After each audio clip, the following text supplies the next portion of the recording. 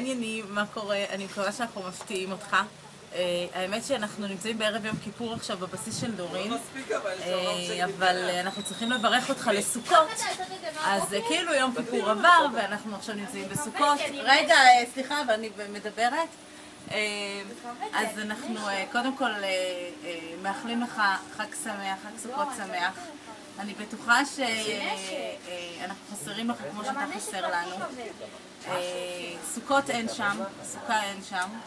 האמת היא שגם אין לי להציג לך פה סוכות עכשיו, יש לי רק מקסימום ארוחה מופסקת. רק שנייה, אני מבקשת בבקשה, יש גם את, רק שנייה, לידור ודורין, הנה דקה. מה את שמה? רגע, גם לידור רוצה להגיד לך כמה מילים, בבקשה. יאללה, לילה עד עוץ. אבל למה לא רואים? זה חושך, כן. למה לא רואים? נו.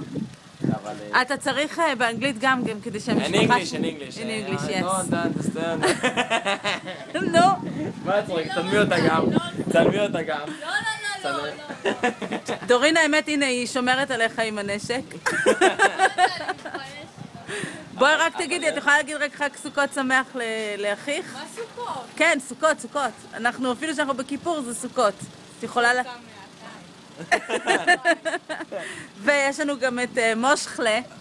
לא, משה, את לך לכי. אבל לא אומרים ככה. סליחה, משה. זה לא לעניין. אלעדי, תעשי חיים. תהנה לא יותר מדי, אבל, הלו. תהנה עם לא הפולניות. יותר מדי. תהנה עם הפולניות שלך. אבל לא יותר מדי. תעשה חיים, חג סוכות שמח. אבל לא יותר מדי. ותכף לידור אחרי הפרסומת הזאת כבר לא רואים אותו, כבר לא קשור למשפחה. אמת. אז רגע, כן. in English. טוב, in English. We just want to say and wish you all happiness and sweetness. לא, כי אני מנסה כאילו, הוא מצלם אותי מלמעלה, נכון? הוא לא. And happy Sukkot. And I hope you enjoy with all the Israeli people. סוף סוף בלי עקבים. And we hope to see you Elad soon back in Israel because we miss you very much. אז שיהיה חג סוכות שמח. אוהבים אותך. And love you all.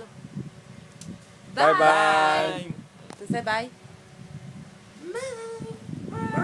דורין?